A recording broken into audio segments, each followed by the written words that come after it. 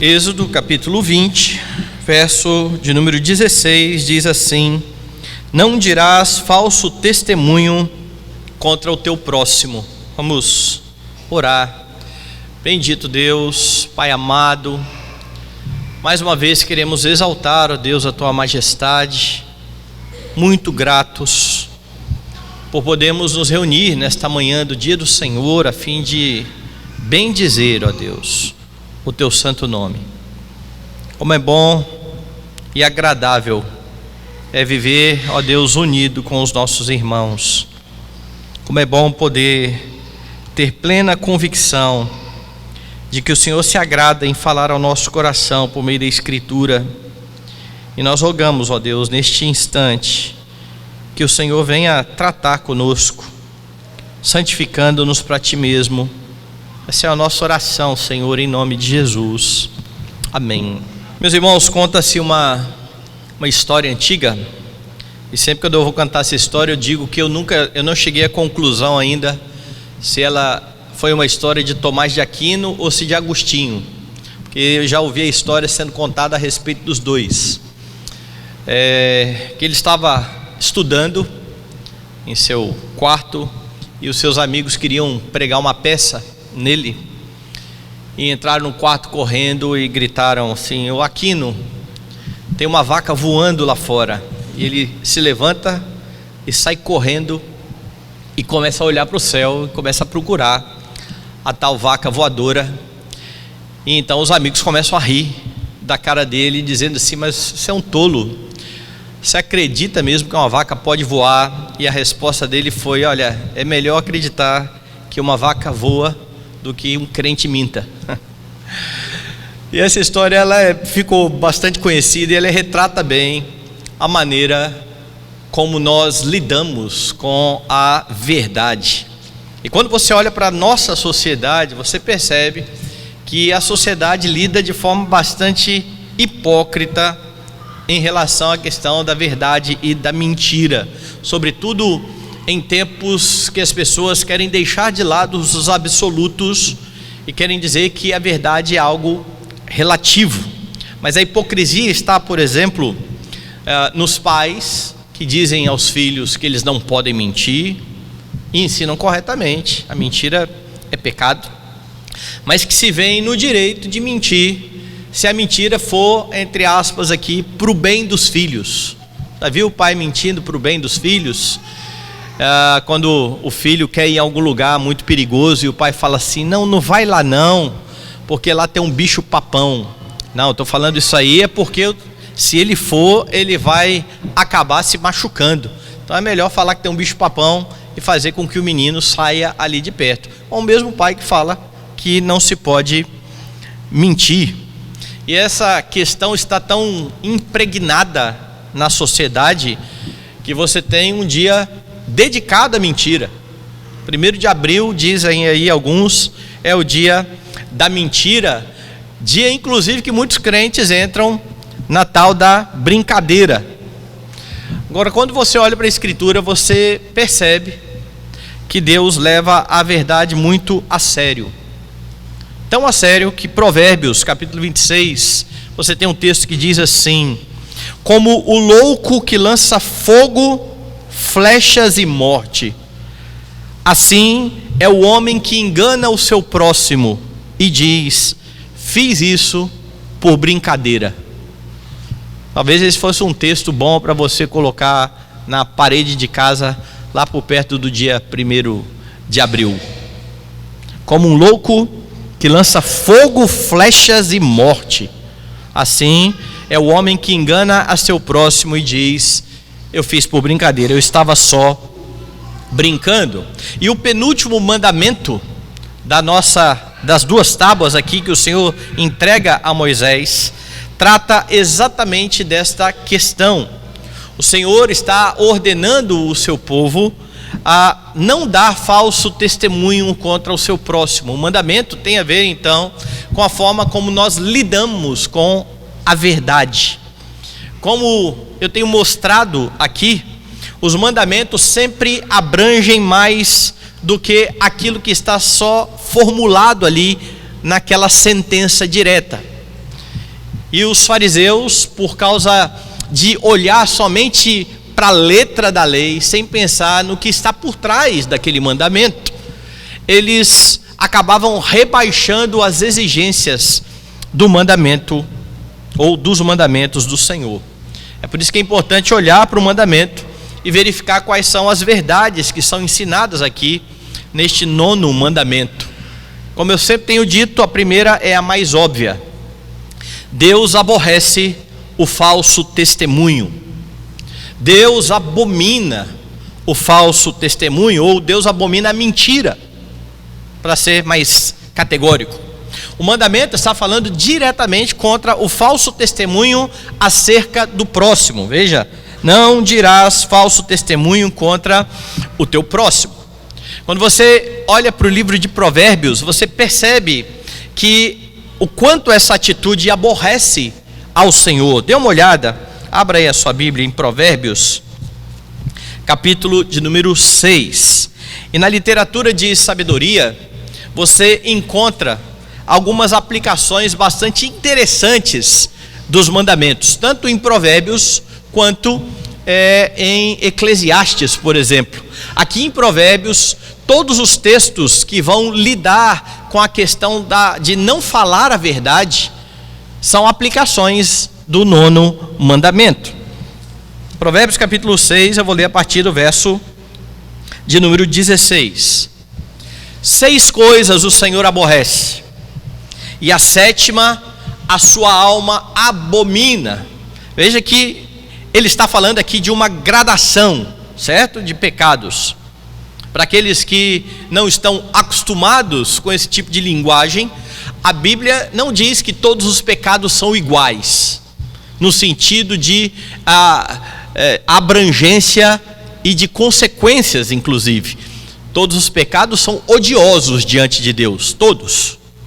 Todos os pecados, quer sejam os maiores ou os menores, têm todo o potencial de enviar o homem para o inferno. Mas existem pecados mais odiosos que outros, que levam a consequências maiores que outros. E quando você vê Provérbios dizendo isso, 6 coisas o Senhor aborrece, a 7ª a sua alma abomina.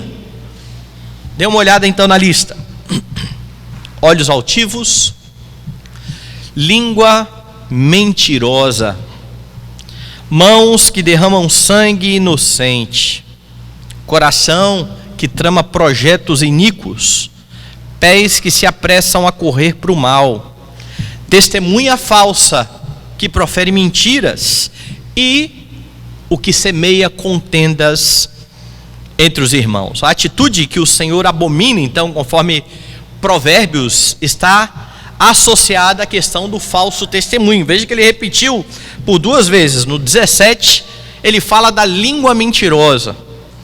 No verso de número 19, ele fala mais uma vez da língua mentirosa, porque ele fala da testemunha falsa que profere mentiras, que está intimamente ligado ao outro que o Senhor abomina, aquele que semeia contenda entre os irmãos, porque a fim de semear contenda, a pessoa usa da sua língua, e muitas vezes falando mentiras e usando de falso testemunho. Então Provérbios mostra de forma bem clara como o Senhor abomina este falso testemunho. E por saber que o povo, por razões egoístas, poderia ser tentado a falar ou a dizer um falso testemunho, o Senhor mesmo estabeleceu que quando alguém se levantasse para acusar alguém do que quer que fosse, não poderia a acusação partir de uma só pessoa, mas deveria ser o testemunho de 2 ou 3 pessoas, para que a verdade fosse estabelecida. Você vai ver que Deus está o tempo todo cercando o povo de leis, para que a mentira seja deixada de lado. Dê uma olhada aí em Deuteronômio. Eu citei dia desses esse texto, quando nós vimos aquele episódio da mulher que foi pega em flagrante adultério. Pegaram a mulher levaram para o Senhor Jesus Cristo, dizendo que haviam tomado aquela mulher em adultério, mas não trouxeram o homem. E Jesus então acusa a consciência daqueles homens, quando Jesus manda executar a lei, dizendo: quem não tem pecado, atire a primeira pedra. Quando eu falei sobre esse texto, eu expliquei que Jesus não está recriminando a ação. Na verdade, ele está mandando executar a pena. Só que Jesus sabe que a mão daquele que trouxe a acusação precisa ser a primeira a atirar a pedra. E essa pessoa não pode ser culpada de falso testemunho, sob pena de ela mesma ser apedrejada. Essa pessoa ser morta por causa deste pecado. Veja aí Deuteronômio 19, eu vou ler a partir do verso 15. Uma só testemunha não se levantará contra alguém por qualquer iniquidade ou por qualquer pecado, seja qual for que cometer. Pelo depoimento de 2 ou 3 testemunhas se estabelecerá o fato. Quando se levantar testemunha falsa contra alguém para o acusar de algum transvio, então os 2 homens que tiverem a demanda se apresentarão perante o Senhor, diante dos sacerdotes e dos juízes que houver naqueles dias. Os juízes indagarão bem, se a testemunha for falsa e tiver testemunhado falsamente contra o seu irmão, far-lhe-eis como cuidou fazer o seu irmão, e assim exterminarás o mal do meio de ti, para que os que ficarem o ouçam e temam, e nunca mais tornem a fazer semelhante mal no meio de ti. Quando houvesse então a demanda de 2 pessoas apenas, estas 2 pessoas precisavam se apresentar diante do juiz, que iriam fazer uma espécie de acariação. E se aquele que acusou fosse pego em algum problema ali, e que ficasse comprovado que era uma mentira, ele seria morto. Toda a comunidade veria, para que isso não mais acontecesse. Quando você olha para uma lei dessa, você percebe a forma como Deus lida com a questão da mentira, do falso testemunho. Se você voltar aí para o livro de Êxodo, no capítulo 23, você tem logo no versículo 1 uma aplicação desta lei. Não espalharás notícia falsa, nem darás mão ao ímpio para seres testemunha maldosa. Então aqui você tem de início Deus falando: olha, cuidado com esse negócio de ficar fazendo fofoca, de ficar espalhando mentiras. Então este mandamento, meus irmãos, diz respeito tanto àqueles que inventam a mentira, quanto àqueles que passam a mentira para frente, sem averiguar o que estão dizendo, o que estão falando, sem estabelecer os fatos. E a razão óbvia de Deus estabelecer a mentira é a procedência da mentira. João capítulo 8 deixa bem clara essa questão. Veja o que Jesus vai dizer no verso de número 44. Vós sois do diabo, que é o vosso pai, e quereis satisfazer-lhe os desejos. Ele foi homicida desde o início, ou do princípio, e jamais se firmou na verdade, porque nele não há verdade. Quando ele profere mentira, fala do que lhe é próprio, porque é mentiroso e pai da mentira. Eis então a fonte de qualquer mentira, porque Deus é aquele que se apresenta na Escritura como Deus da verdade. Eu sou o caminho, a verdade e a vida, disse o Senhor Jesus Cristo. Quando você olha para este mandamento, você precisa pensar a respeito de como você tem procedido na sua vida. Você tem procurado não dar ouvidos a fofocas? E é interessante como isso ganhou uma proporção diferente nos nossos dias, certo? Porque antigamente, você sabe que a fofoca se espalhava, mas às vezes demorava. Hoje você conta uma mentira aqui e na mesma hora alguém está assistindo lá no Japão, se a transmissão estiver sendo feita ao vivo aí pela internet. Nós temos muitos veículos que propiciam o espalhar de boatos, o espalhar de mentiras, e é por isso que o povo de Deus, pautado no 9º mandamento, lembrando do Deus da verdade, precisa estar bem atento ao fato de que Deus abomina o falso testemunho. Você precisa ter cuidado com aquilo que você ouve. Você tem que ter cuidado na forma como você ouve algumas notícias. E então, se você verifica que aquilo não procede do Senhor, deste lado. Qual tem sido a sua atitude quando alguém conta algo a você? Algo sobre outra pessoa? Eu sei, meus irmãos, por experiência própria, que por vezes nós queremos passar para frente bem rápido. E hoje, no tempo em que todo mundo virou repórter, que agora você precisa só ter um celular, certo? Para você divulgar notícias. Acontece alguma coisa aqui na rua, alguém tem um acidente, bate o carro, acontece uma briga, a pessoa saca lá o seu celular, começa a fazer uma transmissão ao vivo e começa a interpretar o fato, dando ali a sua versão daquele fato para todo mundo que estiver assistindo, e por vezes sem o mínimo critério, sem procurar saber o que aconteceu, somente de acordo com a sua percepção, e muitas vezes uma percepção limitada. E por isso muitos têm sido aí um canal grande para produzir fofoca, falso testemunho, como para espalhar as fofocas. Sobretudo quando o falso testemunho ou a maledicência é contra alguém que você não se afeiçoa muito. Quando você ouve alguma coisa de alguém que você gosta, automaticamente você quer defender, se é uma pessoa que você gosta muito. No mínimo, você fica quieto, ouve e não emite nenhuma palavra.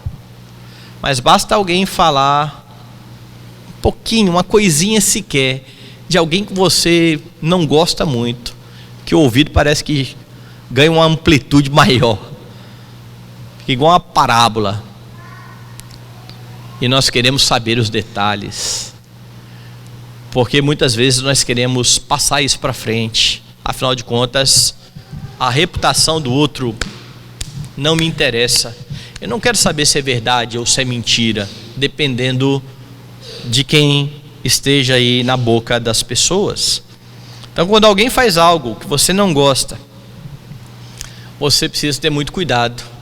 Ou quando você ouve falar sobre algo de alguém que você não gosta, você precisa ter muito cuidado com a forma de estabelecer isso. Ou quando você ouve falar que alguém disse algo contra você, primeira coisa a se fazer, procure a pessoa para estabelecer o fato. E infelizmente, meus irmãos, dentro da igreja, local onde nós adoramos o Deus da verdade, você vê muitas vezes murmurinhos, burburinhos o tempo todo. Ó, você viu o que fulano fez? Fulano fez assim, assim, assim, assim. Fulano fez assado. E daqui a pouco está todo mundo sabendo de alguma coisa que fulano fez, menos fulano, que muitas vezes até se espanta com aquilo que ele fez, quando ele toma notícia, toma conhecimento. Vá ao seu irmão, sobretudo na igreja. Não fique falando dos seus irmãos. Vá até ele, estabeleça o fato. Se houve problema, houve pecado, confronte o pecado. Se houver arrependimento, está restabelecida a comunhão. Se não houver, tome os caminhos corretos. Os caminhos corretos têm a ver com levar ao conselho da igreja para que haja disciplina. Eu tive de confrontar uma irmã certa vez que estava o tempo todo falando sobre uma pessoa da igreja. Eu falei: irmã, escreva a denúncia, mande para o conselho. Pastor, não estou muito afim não. Falei: então, se a senhora continuar falando, a senhora vai ser disciplinada por fofoca. Porque nós estamos acostumados muitas vezes a falar sem ter consequência. Então nós estamos livres para falar dos irmãos, falar da liderança da igreja. Tem problema com alguém, procure.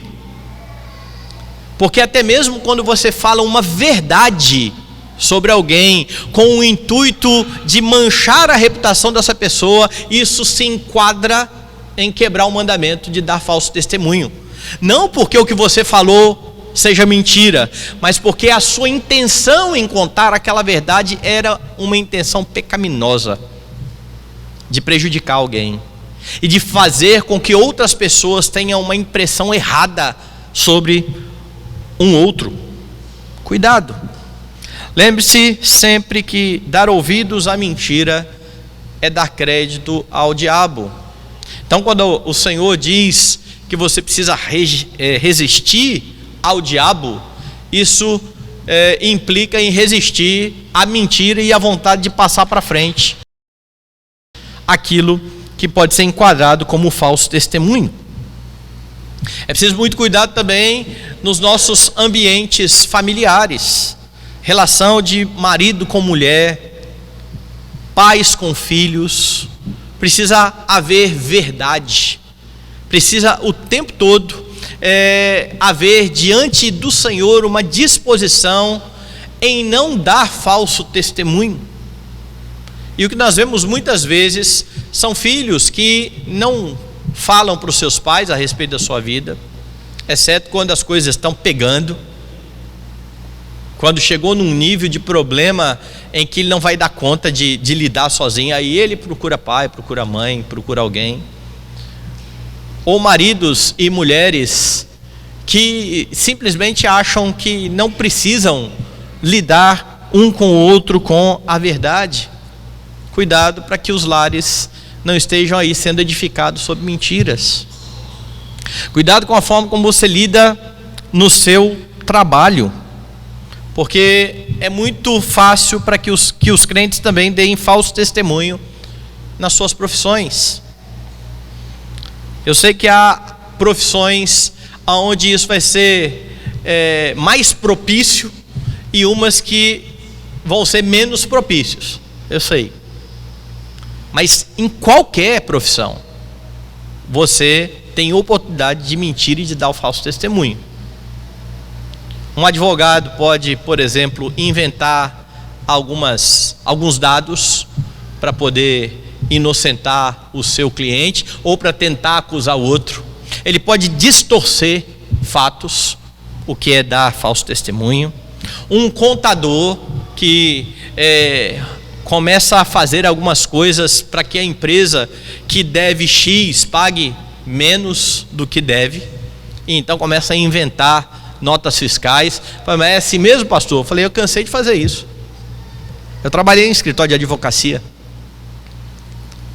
de contabilidade. Trabalhei, e um dos meus trabalhos no escritório de contabilidade era tirar nota fiscal todo mês.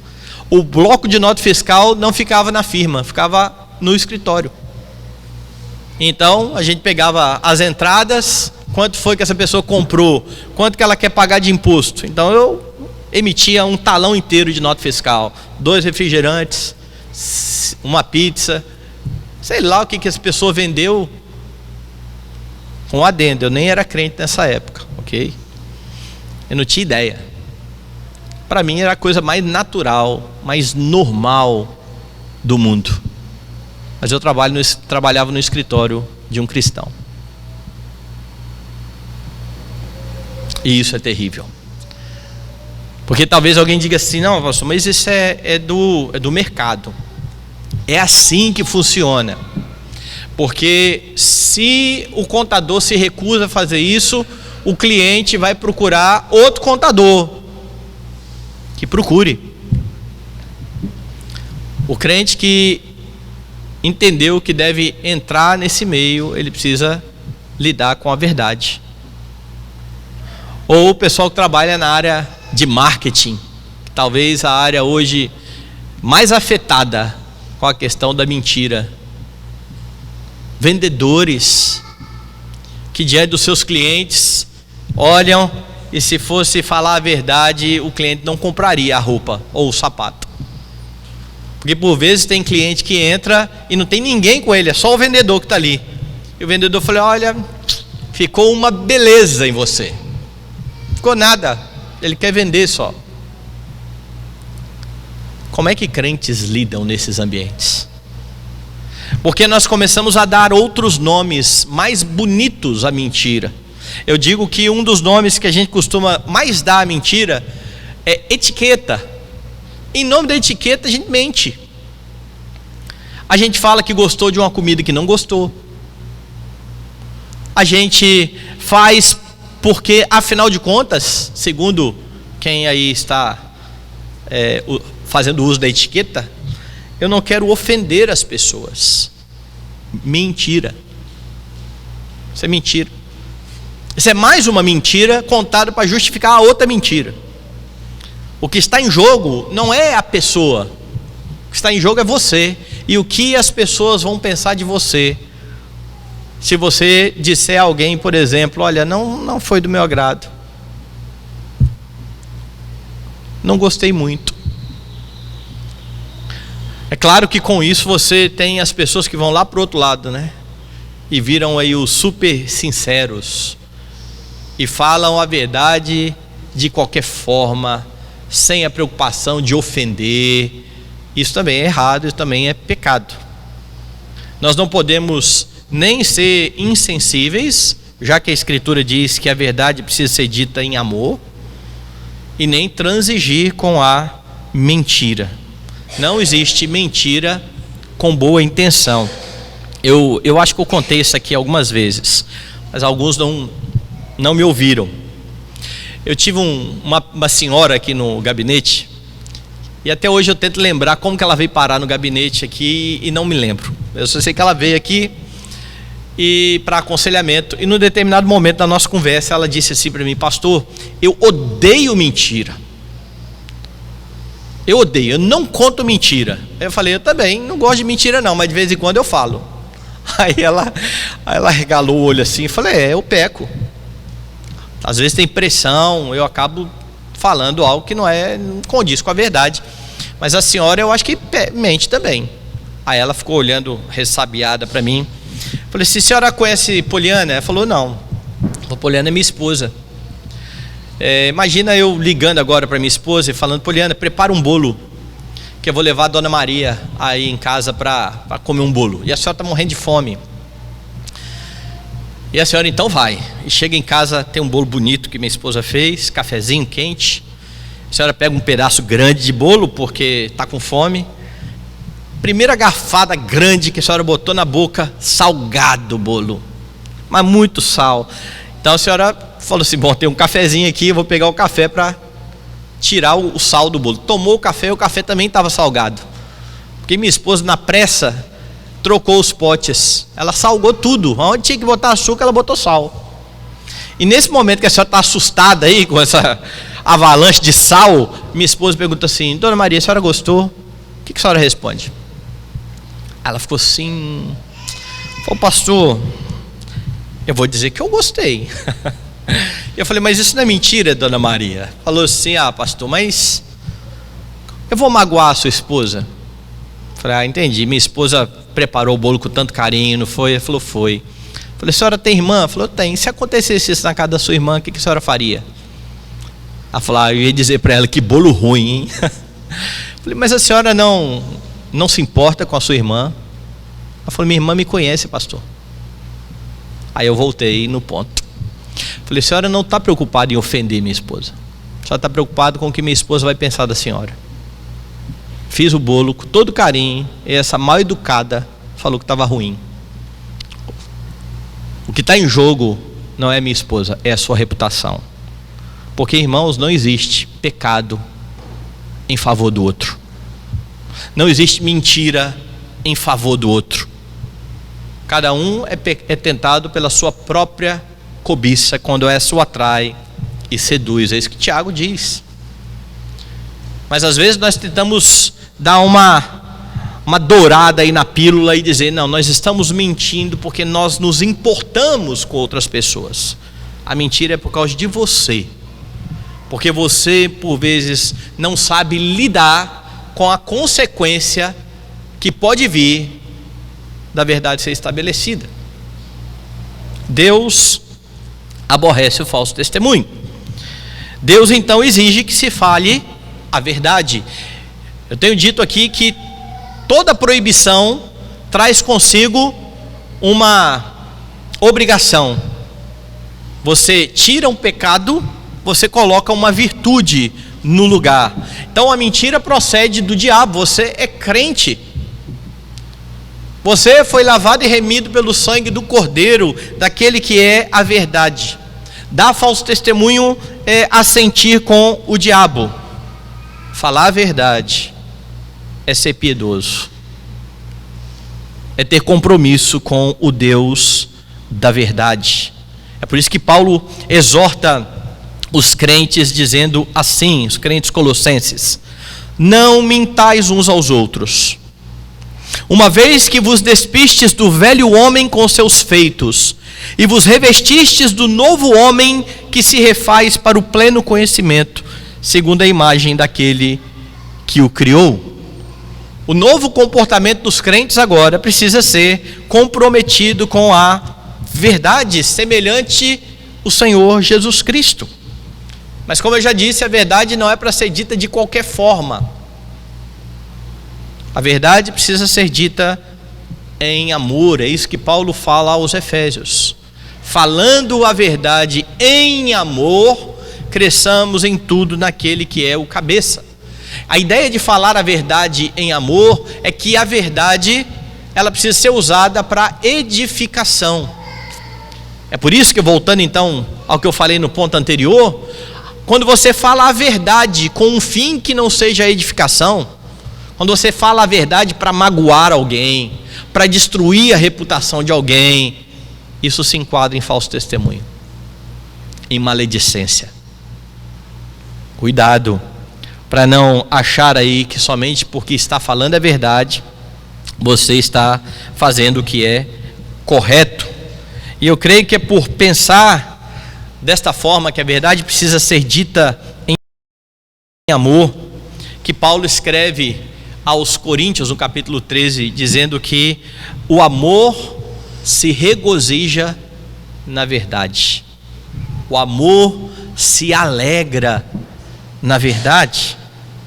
É bom lembrar que uma das marcas daquele que vai estar no monte do Senhor é exatamente um coração que fala a verdade. Veja aí o Salmo de número 15.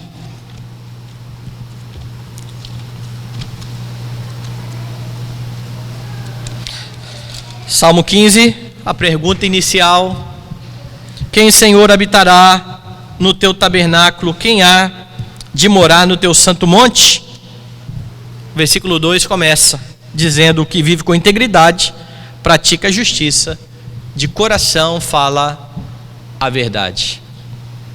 Essa é uma característica daqueles que estão no monte do Senhor.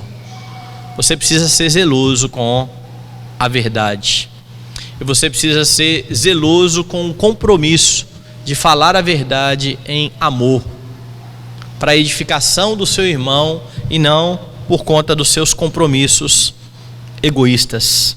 Algumas pessoas, com a desculpa de serem verdadeiros, usam a verdade para machucar e para ferir, e dizem exatamente isso: eu sou sincero. É outra mentira, é mal educado o nome. Grosso, ogro.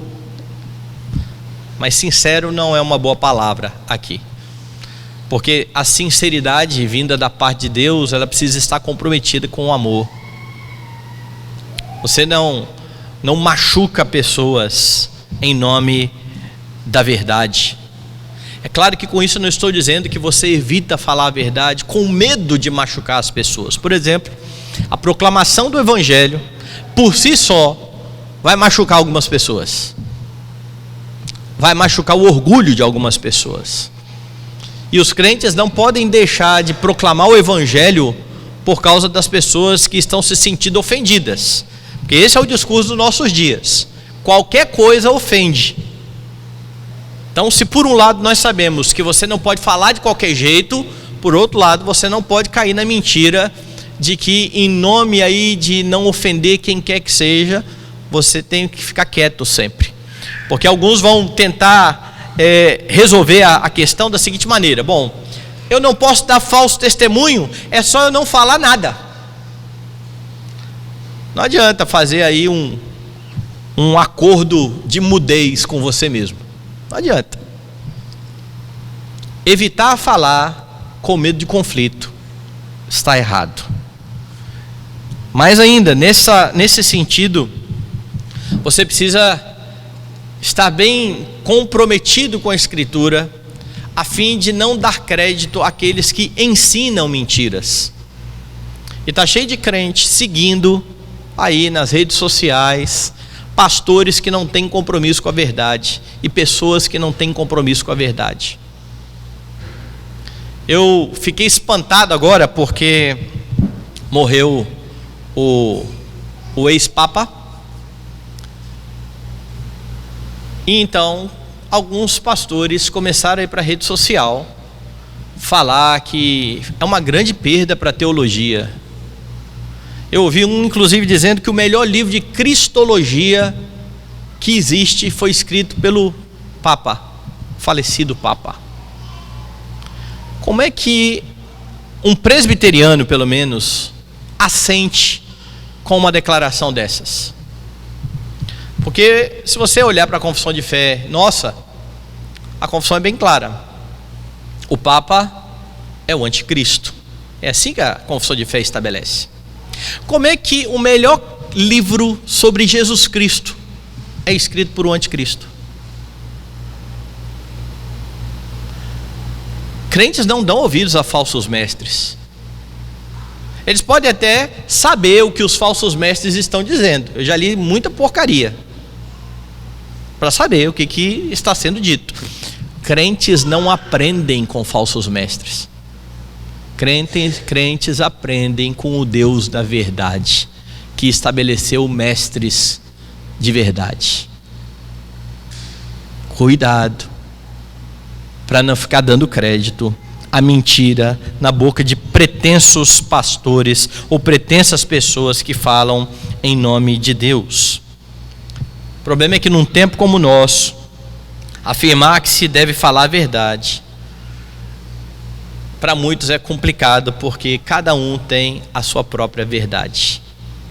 Relativizaram a verdade. E como crentes, nós precisamos rejeitar esse tipo de discurso. Daí então se segue uma terceira verdade sobre este mandamento. Se Deus diz: não diga falso testemunho contra o seu próximo, o oposto disso é: fale a verdade. Bom, se existe verdade e existe mentira, existe alguém que determina o que é verdadeiro e o que é falso.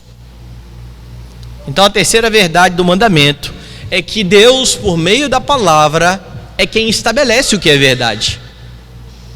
A verdade não é o que você quer, a verdade não é o que você acha, a verdade não é o que você entende, a verdade não é o que você aprendeu desde pequenininho, a verdade não é o que a tradição da sua família diz, a verdade é o que está na Escritura. A verdade é o que está na palavra de Deus. A Bíblia é o padrão de verdade. E é por isso que o ataque de muitos é a Escritura. Eu tenho dito ou concordado com aqueles que dizem que antigamente o discurso das pessoas que iam contra a igreja era mais fácil de rebater. Porque antigamente eles diziam o seguinte: a Bíblia é mentira. Aí você vai se posicionar: não, a Bíblia é verdade. E você vai arrumar argumentos para debater isso. Verdade contra mentira.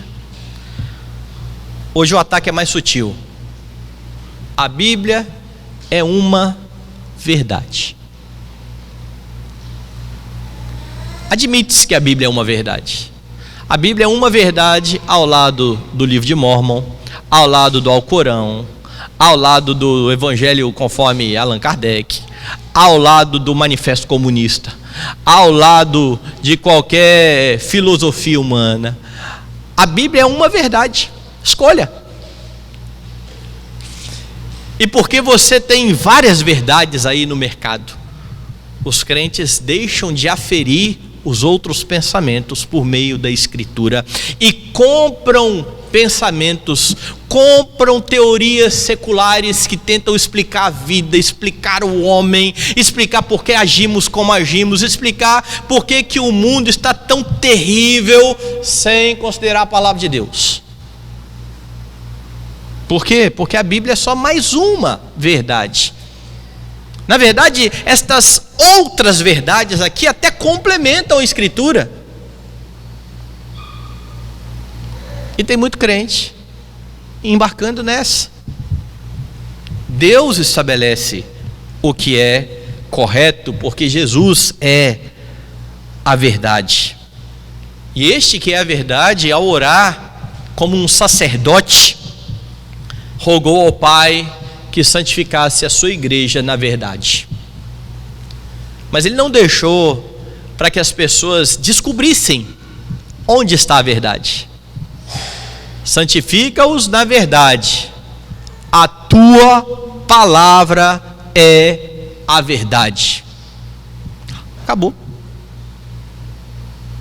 Jesus não falou descubram, procurem. Não, ele falou está aqui. Aceitem a verdade, assintam com a verdade, porque Deus, o legislador, é quem diz o que é verdade. Então, quando você tem a Escritura por regra de fé e prática, não há espaço para várias verdades. É por isso que muitos acham acertadamente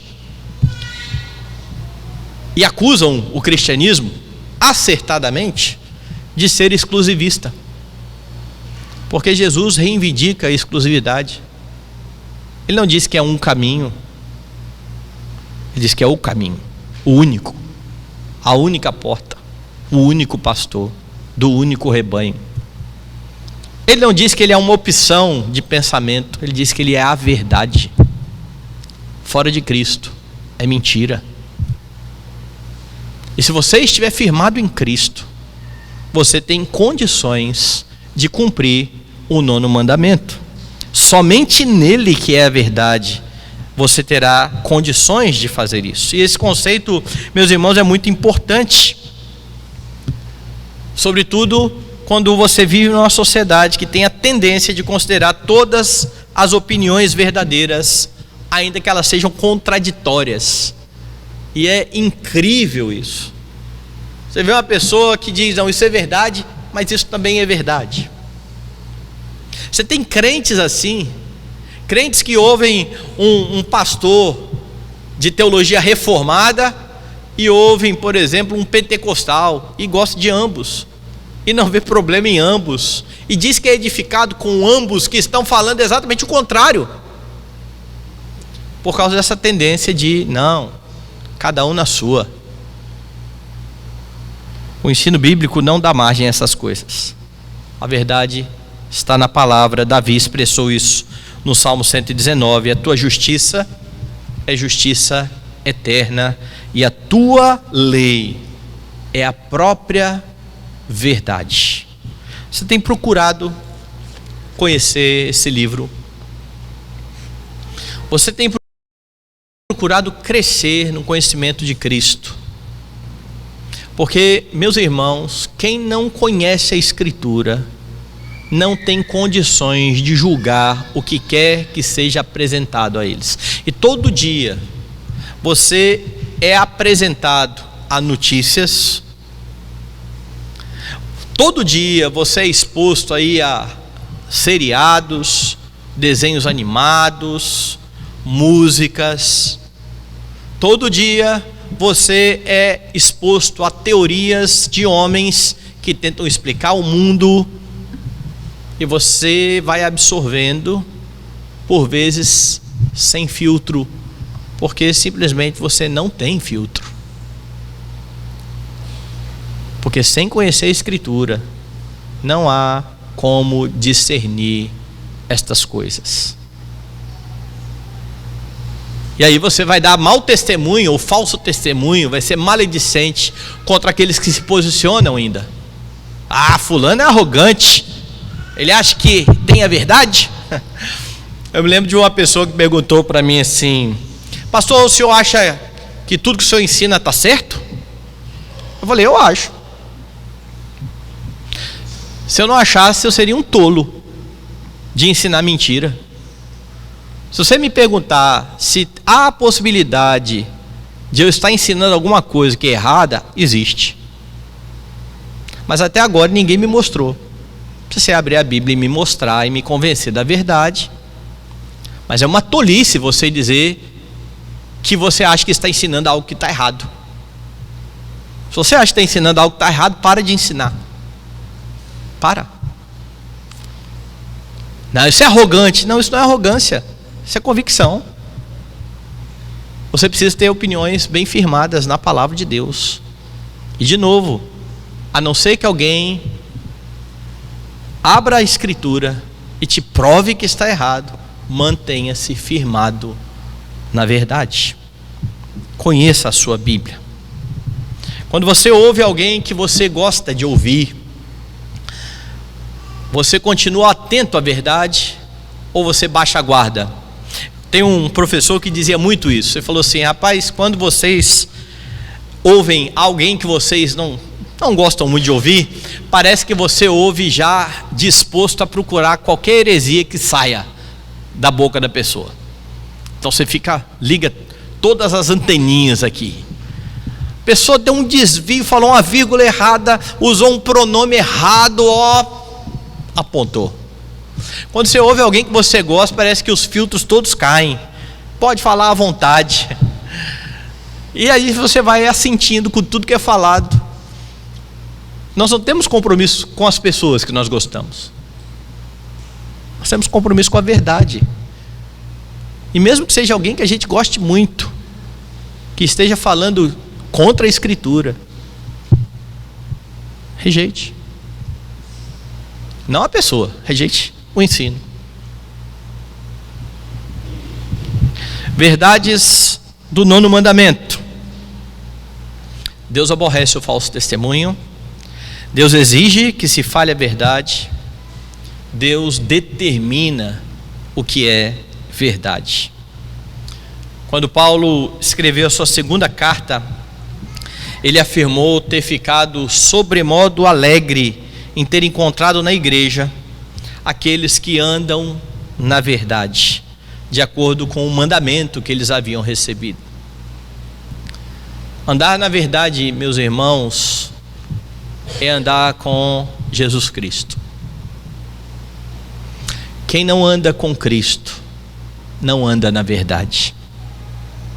Pode falar verdades, mas não anda na verdade. Só tem condições de andar na verdade aqueles que já se dobraram diante daquele que disse: eu sou a verdade.